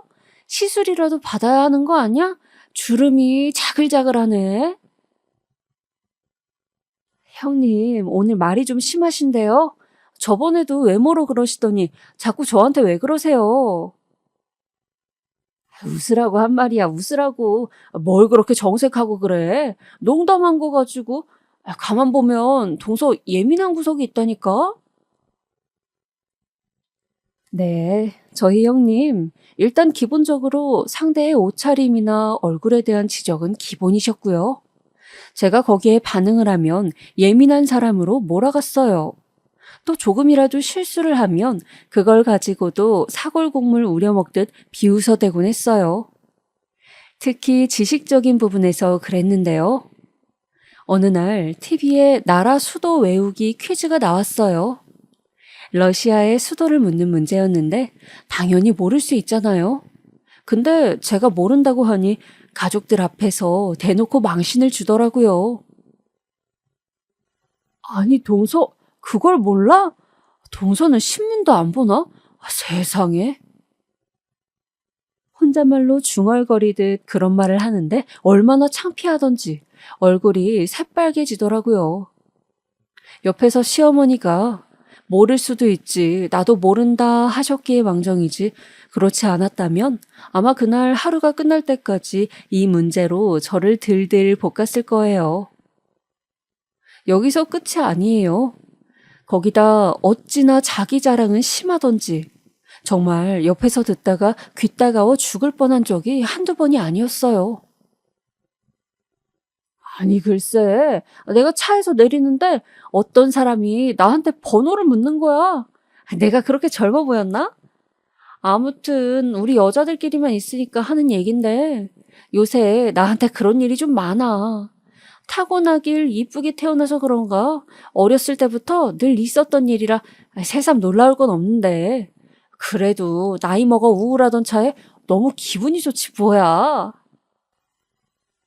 솔직히 말해 저희 형님이 이뻤냐고요? 아니요, 전혀 아니었습니다. 시어머니께서 가끔 아유, 화장이나 좀 옅게 해라. 밤늦은 길에 너 마주치면 귀신인 줄 알겠어. 하고 말씀하실 정도로 화장은 지나치게 떡칠을 하였고 입술은 거의 쥐잡아 먹은 듯 시뻘겋게 칠하곤 하였어요. 외모로 저도 사람 판단하고 싶지 않지만 솔직히 형님은 이쁨이란 것에 발도 못 미치는 외모였답니다. 그런데도 저희 앞에서 자꾸 그런 거짓말을 하시니 거짓말이라는 걸 알면서도 그렇게 말할 수가 없어 그저 입 다물고 수긍만 하였죠. 그런데 한 가지 더 형님이 자랑하시는 게 있었으니 바로 자기 직업이 의사라는 거였어요. 솔직히 그 직업 때문에 형님이 어깨를 피고 살았다 해도 과언이 아닙니다. 형님은 치과 의사였는데 꽤 경력도 있고 형님의 말에 따르면 매출이 전국에서 손에 꼽힐 정도로 많은 병원을 운영하고 있다 하셨어요. 어머님, 솔직히 말해서 저 같은 며느리 얻으신 거 행운 아니에요? 요즘 의사 며느리 얻기가 어디 쉬운가요? 거기다 치과 쪽은 더더욱 그렇죠. 돈도 잘 벌고. 그러면서 형님은 은근슬쩍 다른 며느리들보다 제가 훨씬 잘났다는 뉘앙스를 꼭 끼워 넣곤 했어요. 시어머님이 우리 며느리들은 공평하게 다 잘났다고 말씀하시면 어떻게 저희와 자기를 비교할 수 있냐며 발끈하기까지 했어요. 그런데 여기에 시아버지는 섭섭하게도 가만히 동조하시곤 했어요. 그래, 그건 네 말이 맞다, 큰애야. 나도 의사 며느리를 얻을 줄은 꿈에도 몰랐다. 정수채가 잘난 면이 있긴 하냐? 뭐 듬직한 구석도 없었는데 너 같은 애를 데려왔으니 사실상 집안의 자랑이지. 감사해요, 아버님. 가끔은 때리는 시어머니보다 말리는 시누이가 더 얄밉다고 조용히 동조해 주시는 시아버지를 보면 솔직히 섭섭한 마음도 들더라고요. 시아버지는 의사 며느리가 좋긴 좋으신지 형님이 하시는 말이면 다 유식하다고 잘 배운 며느리라 치켜세우고 어느 때부턴 형님이 딱히 저희 일손을 돕지 않아도 뭐라 하지 않으시더라고요. 저희 편을 들어주시는 건 오로지 시어머니 뿐이었죠. 형님이 빈둥빈둥 아무것도 안 하고 있으면 그나마 시어머니께서 오셔선 너는 윗사람이 되어서 아무것도 안 하려 하면 어쩌니? 얼른 와서 거들어라. 라고 호통을 치셨고 그러면 형님은 불만 가득한 표정으로 밀린 설거지를 하기 위해 고무장갑을 끼곤 했거든요. 그러다 어느 날은 제가 형님이 아주버님과 뒤에서 하는 말까지 듣게 되었어요. 여보, 나 정말 시댁 오기 싫어 죽겠어. 다른 집에선 의사 며느리라고 대접해주고 얼마나 난리인데 내가 왜 이런 곳에 와 푸대접을 받아야 돼? 나 제대로 된 대접 받고 싶단 말이야. 오늘 냄새나는 고무장갑 끼고 몇 시간을 일했는지 알아? 미안해, 자기야. 내가 엄마한테 말해서 앞으로 너 일 시키지 말라 할게. 알았지? 그러니까 화 풀어. 정말 속에서부터 욕짓거리가 올라오는 걸 겨우 참았어요. 그리고 실제로 아주버님은 어머님에게 조르르 달려가서 저 사람이 요즘 일도 바쁘고 스트레스가 많아 몸이 아프니 명절날 와도 가만히 냅두라고 일 시키지 말라는 말을 전달했다고 하더라고요. 와서 일해봤자 고작 설거지 한두 시간 하면서 말이에요. 부엌에 들어와 빼꼼 얼굴 비추고 나가는 게 다이면서 어이가 없었습니다. 또 가끔은 저런 사람이 어떻게 의사가 됐을까 싶을 정도로 어떤 방면에선 유치한 면이 있었지요. 아무튼 윗사람이라는 사람이 그랬기에 저와 막내 동서는 가끔 형님 비위 맞추는 일이 힘들어 둘이 있을 땐 한숨을 푹푹 쉬곤 했습니다. 동서도 힘들지? 네, 형님. 그래도 뭐 어쩌겠어요. 한 식구 됐으니 챙겨야죠. 거기다 큰형님이신데 이해하려 노력 중이에요. 동서도 마음이 착하고 여린 사람이어서 나긋나긋한 말투로 저에게 이해하자고 말하곤 했습니다. 저 역시 동서의 말을 듣고 그래, 그래도 한 식구고 어쨌든 가족이니 너무 밉게 보지 말자 고 생각하고 있었는데요. 그런 마음과 달리 형님과는 자꾸 갈등이 생기기 시작하더라고요. 처음엔 김장 사건 때부터였어요. 저희 집에서 김장 사건이라고 하면 다 알아듣곤 하는데요. 아휴, 그게 뭐냐면 저희 시어머니는 밖에서 사 먹는 김치는 비싸고 맛이 없다며 본인만의 비법으로 김장을 하시곤 하세요. 어머님 김치가 워낙 맛있기도 하고 혼자 하시기에도 많은 양이어서 형님이 들어오시기 전엔 저와 동서가 번갈아 가며 도와드리곤 했어요. 그런데 형님에게 말씀을 드리니 어머, 윗사람인 내가 빠질 수 없지. 꼭 참석해서 어머님 도와드릴게. 라고 하는 겁니다. 그래서 네, 그럼 형님, 어머님이 이날이 편하다고 하시네요. 요때 와주세요. 하고 헤어졌는데 갑자기 당일 형님에게 전화가 걸려온 거죠. 동서, 일을 어쩌지? 내가 지금 말이야.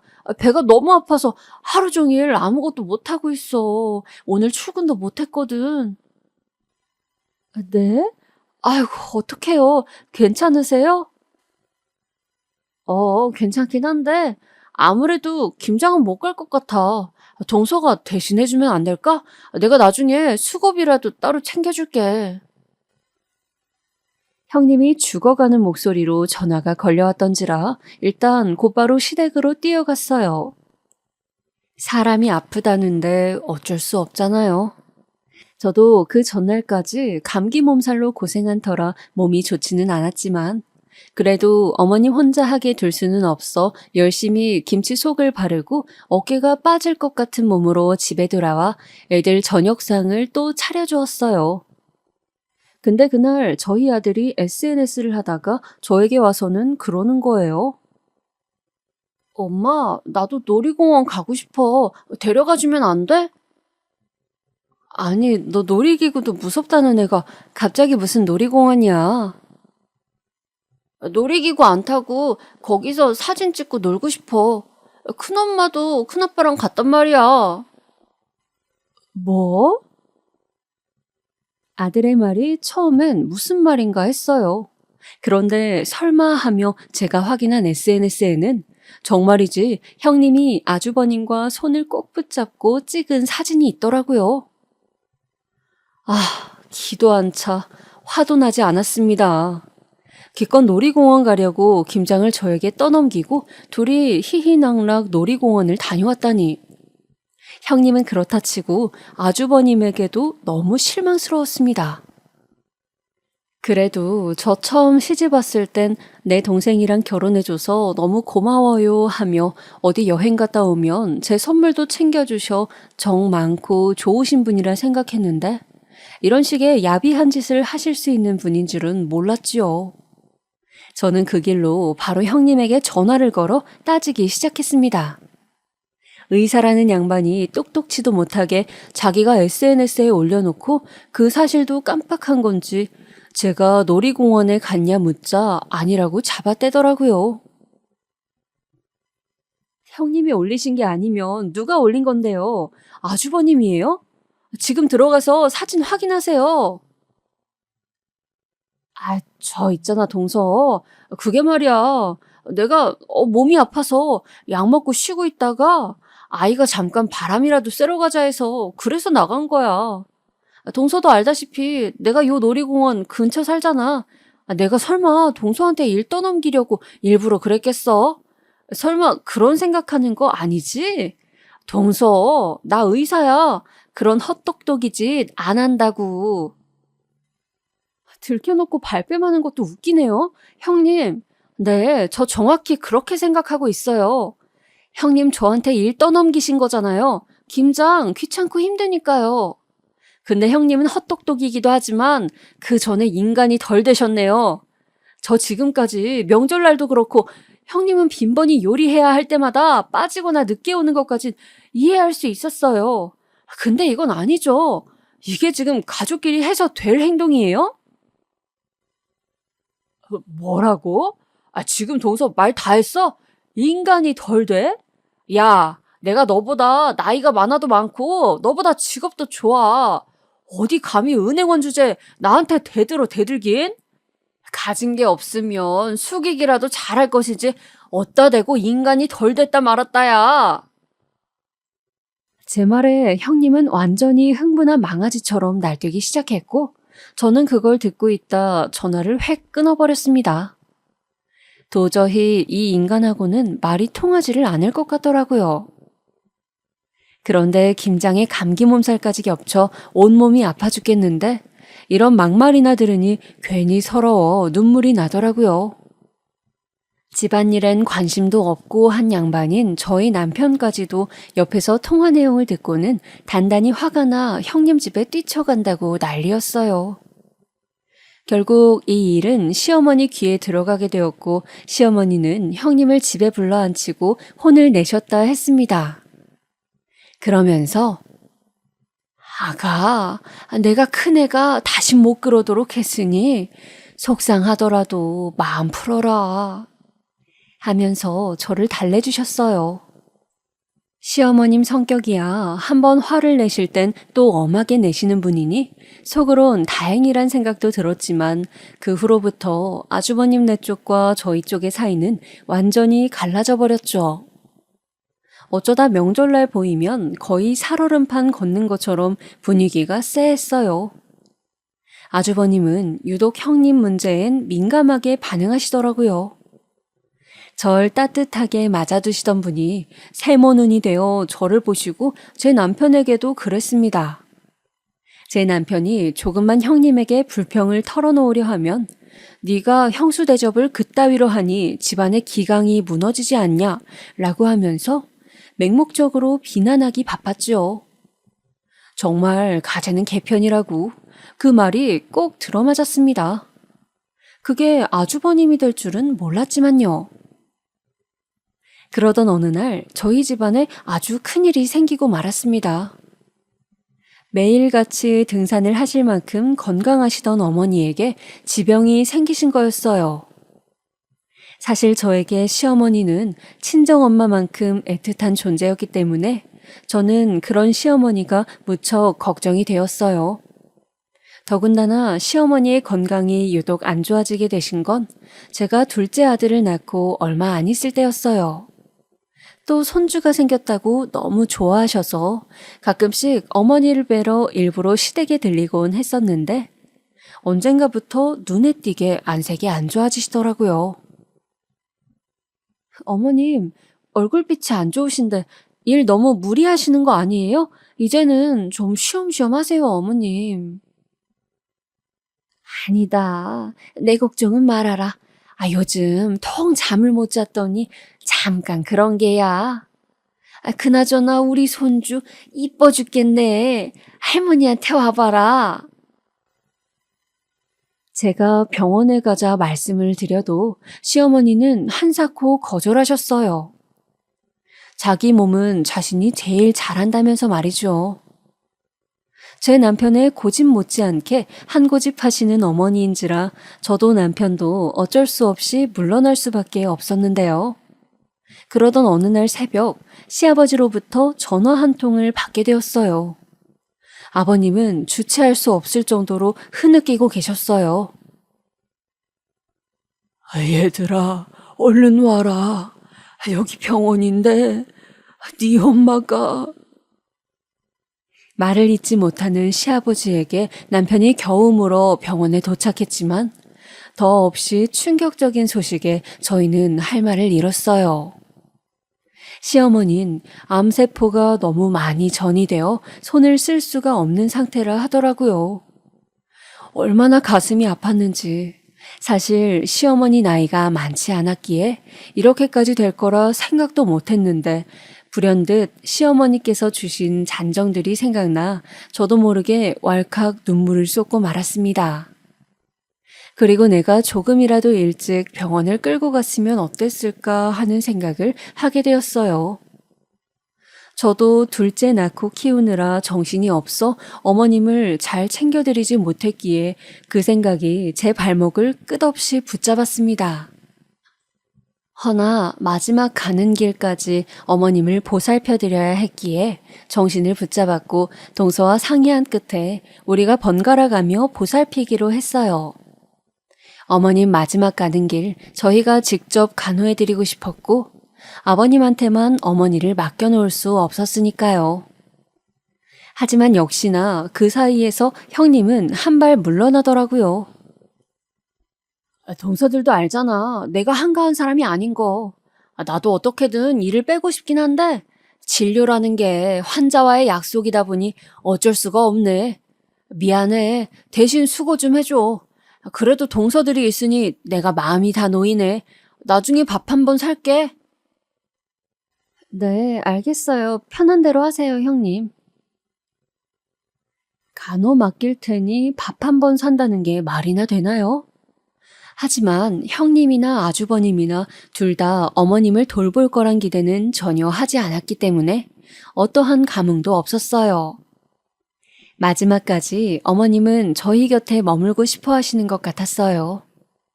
의식이 흐릿해져 제 얼굴을 못 알아보실 때도 있었지만 가끔씩 아가씨 이쁘게도 생겼네 하며 제 손을 따뜻하게 부여잡으시곤 했으니까요.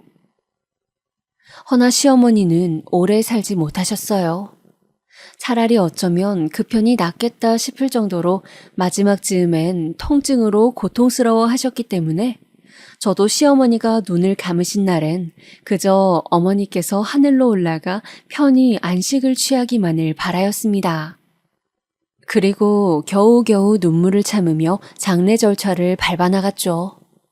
저나 남편이나 마음이 힘들고 아픈 건 매한가지였지만 어머님이 살아생전 나 죽는 날 너무 울지 말라고 하던 유언 같은 말씀이 있으셨고 또 조문객들 챙겨야 했기에 간신히 참고 있었어요.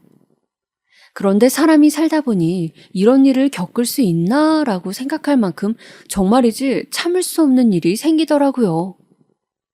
장례식장에서 며칠 밤을 새며 조용히 어머님을 보내고 있던 와중 잠깐 얼굴이라도 씻기 위해 화장실을 가게 되었는데요. 누군가 화장실 칸에서 통화를 하고 있더라고요.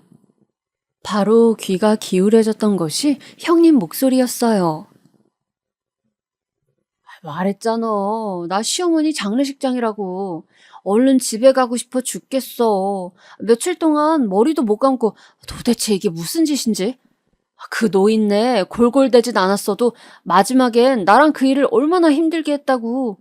윗사람이 모범을 보여야 한다나 그런 꼰대 같은 소리나 하면서 말이야.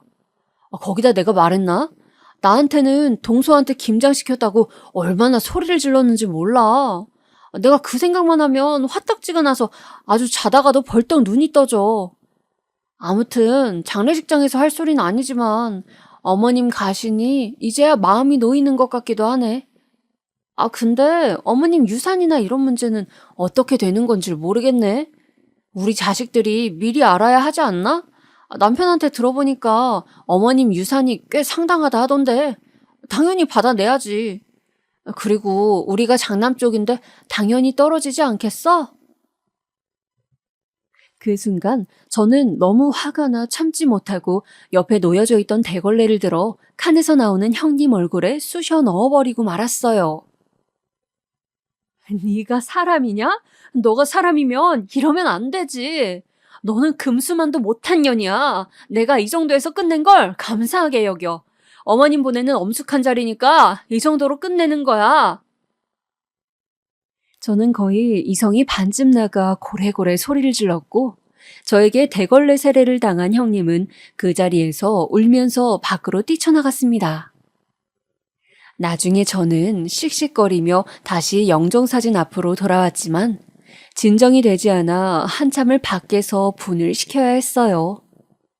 나중에 가족들 모두 제 입에서 형님이 무슨 말을 했는지 듣고 난 후엔 저와 똑같이 기함을 했죠. 어머님이 돌아가시고 형님과 아주버님은 그 이후 거의 인연을 끊다시피 살았어요. 아주버님까지 자기 부모와 인연을 끊은 이유는 아마도 형님의 입김이 셌던 듯해요. 제가 동서에게 그런 짓까지 당했는데 어떻게 한 얼굴 마주보고 앉아있을 수 있겠어요? 전 죄송한데 그렇게 못하겠어요. 저희는 당분간 따로 찾아뵐게요. 그래, 알겠다. 니들 마음대로 해라. 나도 장례식장에서 그딴 말 하는 며느리나 장남이나 꼴도 보기 싫다. 네, 기가 막히게도 형님이 대놓고 아버님 앞에서 선언 비스무리하게 하더라고요. 아버님은 어머님을 떠나보내신 후 기운이 별로 없으셨던지라 평소 같으면 형님에게 한마디 했을 텐데 말도 못하셨고요. 그렇게 가족은 해체되었고 저희도 그쪽도 서로 연락하는 일이 없었습니다. 솔직히 제 입장에선 차라리 그게 마음이 편했어요. 어머님 장례식 날 그 인간이 한 짓만 생각하면 정말 두 눈이 뒤집힐 것 같았으니까요. 그렇게 연락이 끊긴 채 살면서 저도 두 아들을 키워내고 남편은 남편대로 가장으로서의 역할을 하면서 시간이 흘렀습니다. 그 사이 아버님도 완전히 공장 운영에선 손을 떼시고 편히 집에서 쉬고 계셨지요. 그런데 나이가 나이이다 보니 건강하던 아버님이 조금씩 늙어가시는 게 눈에 보이더라고요. 난 괜찮다. 요즘엔 동네 사람들끼리 운동하는 모임도 들었다. 거기서 사람들끼리 모여 막걸리도 한잔하고 그래. 얼마나 좋은지 몰라? 자식들에게 티를 내진 않으시려 했지만 제 눈을 속일 순 없었죠. 찾아뵐 때마다 저희의 만남을 반가워하시고 저희가 갈 때면 유독 쓸쓸해하시는 게 느껴졌어요.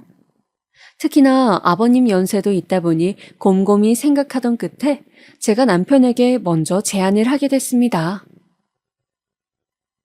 여보 있잖아. 우리 슬슬 아버님을 모시고 사는 게 어때? 우리 아버지를? 나는 괜찮은데 당신 괜찮겠어? 당시 제 나이가 40 중반이었고 저희 아버님 나이가 70이셨으니 아무리 100세 시대라 해도 많다면 많은 나이였어요. 아무리 운동이다 뭐다 하여 젊었을 때 다져놓은 몸이라 할지라도 세월 앞에선 장사 없잖아요. 그래서 제가 먼저 남편에게 제안하게 됐고 남편은 이내 못 이기는 척 그러자 했어요.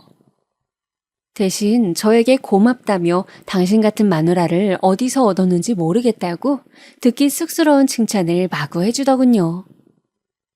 어쨌든 아버님을 집에 모시고 나니 저도 마음이 편안했어요. 다른 사람들은 시부모 모시고 살면 힘들지 않냐 하는데 사실 저희 아버님 평상시에도 부지런하셔서 굉장히 집안일도 잘 도와주시고 밥도 알아서 다 차려 먹는 스타일이시거든요. 몸은 불편하지만 오랫동안 일을 해온 세월이 있으셔서 그런가 아버님께선 얹혀 사는 게 미안하다고 뭐라도 해주시려 했어요. 그리고 제가 좋아하는 과자가 있었는데 그 과자까지 저를 위해 챙겨주시면서 저만 먹으라고 말씀을 하시곤 했죠. 저도 아들 다 키워놓고 조금 쓸쓸하던 찰나였는데 그런 아버님과 오순도순 같이 사니 사람 살맛 나고 참 좋았더랍니다. 그런데 왜 불행은 항상 사람의 그림자처럼 따라다니는 걸까요? 늘 이대로 소소한 행복을 기대하며 살 줄 알았던 저에게도 그런 불행이 닥치고 말았네요. 아버님이 증세를 보이셨던 건 제 아들이 할아버지에게 맛있는 과일을 사드리겠다고 모시고 나갔을 때였어요. 저는 아들과 아버님이 오면 같이 먹을 저녁상을 차리고 있었고요. 근데 시아버님과 대형마트를 간 아들에게서 갑자기 연락이 온 겁니다. 엄마 어떡해요? 할아버지가 없어졌어요. 마트를 다 뒤졌는데도 할아버지가 없어요. 뭐? 이런 일이 한 번도 없었던지라 저는 아들의 말에 너무 놀라 급히 마트로 뛰어갔고 아들과 함께 길거리로 나가 시아버님을 찾기 시작했어요. 허나 몇 시간이 지나도 아버님이 발견되지 않자 실종 신고를 해야 하는 게 아닌가 하는 생각이 차차 들었고 마음이 급해진 아들의 눈에서도 눈물이 흘렀어요. 그렇게 저는 아들을 집에 보내고 경찰서에 가 상황을 설명하기 위해 문을 열었을 때였습니다. 갑자기 핸드폰 진동 소리가 요란하게 울리더라고요. 발신자를 확인해 보니 아들이었어요. 무슨 일이야? 엄마 지금 경찰서인데. 엄마, 할아버지 집에 있어요. 집에 계셨다고? 네. 근데 엄마, 할아버지 상태가 좀 이상해요. 여기서 말씀드리긴 그렇고 집에 와서 설명드릴게요. 저는 일단 놀랐지만 아들의 말에 부랴부랴 집으로 뛰어갔어요. 가보니 시아버님이 아무렇지도 않은 얼굴로 제가 차려놓은 저녁상을 드시고 계시더라고요. 애미 왔냐? 아버님, 이게 어떻게 된 일이세요? 갑자기 사라지셔서 너무 놀랐잖아요. 대체 어딜 가 있으셨던 거예요? 전화도 안 받으시고. 그게 아까 석진이도 똑같은 얘기를 하던데 나는 도통 무슨 소리인지 모르겠구나. 석진이 말론 내가 얘랑 마트에 갔다 하던데 기억이 나질 않아. 네? 기억이 안 나신다고요? 그제야 저는 아들의 말이 무슨 말인지를 알게 되었고 이 일을 남편에게도 얘기하게 되었어요. 남편도 퍽 걱정이 되었는지 다음 날 바로 아버님을 병원에 데려가자고 말하더군요. 그리고 저는 아버님을 데리고 병원에 가 여러 가지 검사를 하게 되었어요. 그중엔 치매 검사도 같이 진행을 하게 되었는데요.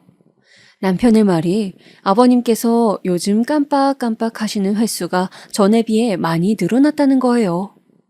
그런 말을 들으니 저도 덜컥 겁이 나 떨리는 마음으로 검사 결과를 기다리게 되었어요. 예상하셨겠지만 저희 아버님께선 치매이셨어요. 많이 진행된 상황은 아니지만 앞으로 꾸준히 약을 먹으며 관리를 해야 하는데 저나 남편이나 마음이 무거웠죠. 얘들아, 미안하구나. 짐을 더 얹기 싫구나. 나 그냥 요양원에 보내다오. 아버님께선 자기를 보살펴주고 있었던 것에 대해서도 이미 미안함을 느끼고 있으셨기에 저희에게 요양원에 가겠다고 말씀하셨어요. 하지만 그럴 수 있나요? 다름 아닌 아버님인데. 어머님이건 아버님이건 제게 친정부모나 다를 바 없었어요. 저는 일단 제 손이 닿을 수 있는 곳까지 아버님을 보살피겠다고 남편에게도 말했고, 남편도 회사를 쉬어가며 저를 도왔습니다. 솔직히 말해 치매 걸린 아버님을 보살피는 건 쉽지 않았어요. 아버님은 상태가 빠르게 안 좋아지셨으니까요. 어느 날은 갑자기 반찬이 맵고 짜다며 반찬을 제 쪽으로 던진 적도 있었고, 손주 얼굴을 알아보지 못해 이 사람 누구야? 누군데 내 집에 들어오게 해? 라고 버럭 화를 내신 적도 있었고요. 순간순간 저도 아버님의 그런 모습에 당황하기도 하고 때론 두려움을 느끼기도 했어요. 시간이 지나자 저도 힘에 부쳤고 남편도 눈치를 채웠는지 저에게 먼저 말을 꺼내더라고요. 당신 할 만큼 했어.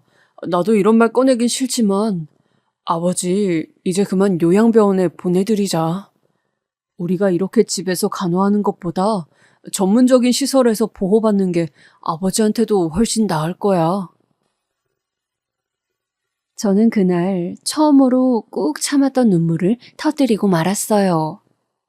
버티고 버티었던 마음이 무너진 건지 아버님께 죄스럽기도 하고 요양병원이 정말 방법인가 하는 생각을 해나가다 결국은 남편 말대로 저도 몸이 안 좋아지면서 요양원을 알아보게 되었어요. 그래도 우리 아버님 최대한 시설 좋은 곳에서 모시고 싶어 여러 군데를 직접 다녀보았는데요. 그렇게 아버님에 대한 미련을 차곡차곡 접어가던 어느 날 정말 예상치 못한 사람이 저희 집 문을 두드렸습니다.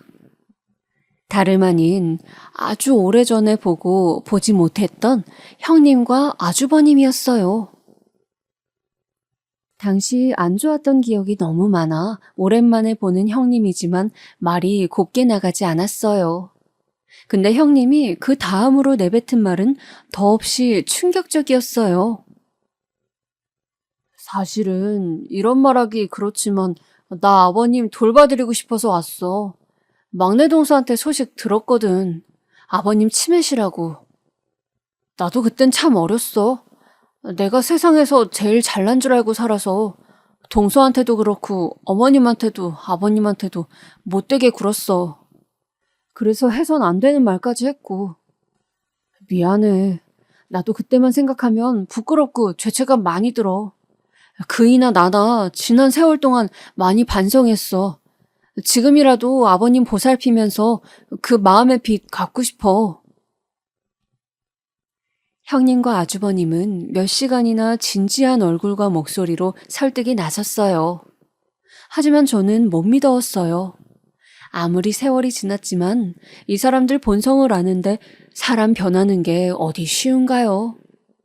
근데 형님은 계속 눈물까지 글썽이며 제 손을 붙잡았어요. 한 번만 부탁할게, 동서. 어차피 아버님 상태가 많이 안 좋아지셔서 이제 요양원에 보낸다고 들었어. 차라리 요양원 보낼 거면 우리가 하게 해줘.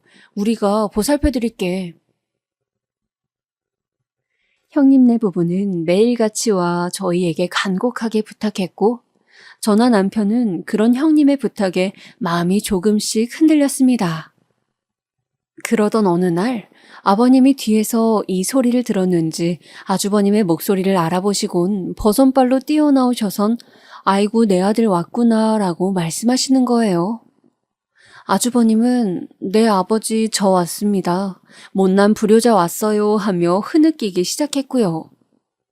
그러면서 아버님은 자기를 데려가 달라고 우리 큰아들과 같이 살고 싶다 하셨지요. 참 난감했습니다. 결국 오랜 고민 끝에 남편이 먼저 제게 형님네에 맡기자고 말을 했고 저도 어렵게 동의를 했어요. 대신 저는 일주일에 한 번씩 형님네 집을 방문해 아버님 상태를 확인하기로 했어요. 동서 왔어? 형님은 제가 오면 그리 달가워하는 기색은 아니었지만 그래도 잘 맞아주었어요. 네, 아버님은 어때요? 간병인 아주머니가 있으셔서 다행이긴 한데 힘들긴 하네. 거기다 아버님이 거동도 못 하시니까. 확실히 형님은 힘들어 보이긴 했어요. 자기도 치매 걸린 노인을 보살피는 게 처음이라고도 하고요. 그런데도 형님이 안 하겠다는 소리는 곧 죽어도 안 하더라고요. 난 지금의 기회에 감사할 뿐이야, 동서. 나한테 맡겨줘서 고마워. 내가 정성을 다해 돌볼게. 라고 말할 뿐이었어요. 그러다 갑작스럽게 아버님의 부고 소식을 듣게 되었어요. 동서, 큰일 났어. 얼른 병원으로 와. 글쎄, 아버님이... 새벽에 전화벨 소리는 왜 이리 늘 무서운 걸까요? 저는 이날 이후 무서움 때문에 밤에는 전화벨을 꼭 꺼놓고 자게 되었습니다. 형님의 말에 허겁지겁 병원으로 달려갔지만 아버님은 이미 숨을 거둔 후더라고요. 마지막 임종조차 지켜보지 못했다는 사실에 너무도 가슴이 아파왔어요. 시어머니에 이어 이젠 아버님까지 보살펴드리긴 했지만 잠깐이나마 아버님과 같이 살았던 세월에 이미 정을 너무 많이 느낀 건지 가슴이 찢어지도록 아파오더라고요. 형님과 아주버님 역시 자신들이 최선을 다하지 못한 것 같다며 미안하다고 오열을 했습니다. 하지만 슬픔도 잠시 장례를 치러야 했기에 이번에도 저희 가족은 마음을 다잡고 서로를 부둥부둥 안으며 절차를 밟아 나갔어요. 그런데 갑자기 모든 과정이 끝나자 한 사람이, 아니 두 사람이 싹 돌변을 하더라고요. 다들 아시겠지만 마지막 한 달 아버님 곁에 있었던 건 저희였고 아버님께서도 저희에게 유산을 물려주겠다고 서명을 하셨어요. 유산이요? 무슨 유산이요? 아버님 유산 말이야. 그거 나 줘야지. 다들 동의하시죠? 그러면서 형님이 내민 건 아버님의 손글씨가 적힌 종이었는데 내용을 보니 유산을 모두 형님네에게 준다는 내용이더라고요. 녹취록도 있다면서 그걸 들려주는데 정말이지 도돌이표 같은 상황이었어요. 이 사람들 목표가 결국 이거였구나 라는 생각에 저도 남편도 화가 머리끝까지 치솟았어요. 이 짐승 같지도 않은 것들 뺨을 한 대씩 치고 싶었습니다. 막내 동서와 서방님도 이건 경우가 아니라 생각했는지 그럴 수 없다며 형님네에게 쏘아붙이려 했죠. 근데 제가 막아섰어요. 네, 유산 상속 받으세요, 형님. 그래? 정말이야? 네, 아버님께서도 저희에게 생전 형님에게 유산을 전액 다 드리고 싶다고 말씀하셨거든요. 세상에, 그랬어? 어머, 이게 무슨 일이야? 나 병원 하나 차릴 수 있겠어, 여보? 아, 너무 좋아라. 제가 순순히 그러라고 하자 두 것들은 제 앞에서 가증스럽게 뛸 듯이 좋아라 하더라고요. 구역질이 치밀어 올랐지만 저는 이미 이 일이 어떻게 흘러갈지 알고 있었기 때문에 잠자코 가만히 기다리고 있었습니다. 남편 역시 화를 꾹 참고 두 사람을 노려볼 뿐이었죠. 역시나 며칠 후 형님에게서 전화가 걸려왔어요. 동서 미쳤어? 아버님 빚이 이렇게나 많이 있는데 자그마치 25억인데 이걸 지금 나보고 상속받으라고 한 거야? 왜요? 아버님께서 손수 말씀하셨다면서요. 그러면 형님께서 가져가셔야죠. 기가 막혀? 그 성정 어디 안 갔더군요. 형님은 전화기에 대놓고 저에게 욕지거리를 퍼부었고 저는 그날 바로 형님을 불러 카페에 앉힌 후 뜨거운 커피를 얼굴에 끼얹어 주었어요. 네가 뜨거운 맛을 봐야 정신을 차리지? 어디 몇십 년 만에 집안에 기어들어와 또 돈 욕심을 부리고 앉아있어. 너 아주 연기 잘하더라? 네 연기에 나도 속을 뻔했어. 근데 이건 몰랐지? 아버님 마지막에 공장 그만두시면서 친구분 말 믿고 투자한 사업이 쫄딱 망해서 빚이 산더미였어. 거기다 우리 아들이 선견지명에 있었지. 니들이 아버님을 어떻게 대했나 궁금해서 몰래 CCTV까지 방에 설치해두었다 하더라고. 아버님께 녹취 강요하고 서명까지 받아냈으니 오늘 그거 경찰에 넘겨 니들이 한 짓 싸그리 다 벌받게 할 거야. 잠깐만, 동서. 형님은 그제야 저에게 절절기며 빌기 시작했어요. 나중에 이야기를 들은 아주버님까지 카페로 찾아와 저에게 경찰에 신고만은 제발 하지 말아달라고 그러더라고요. 하지만 저희는 철회하지 않았고 그대로 증거물을 경찰서로 가져갔습니다.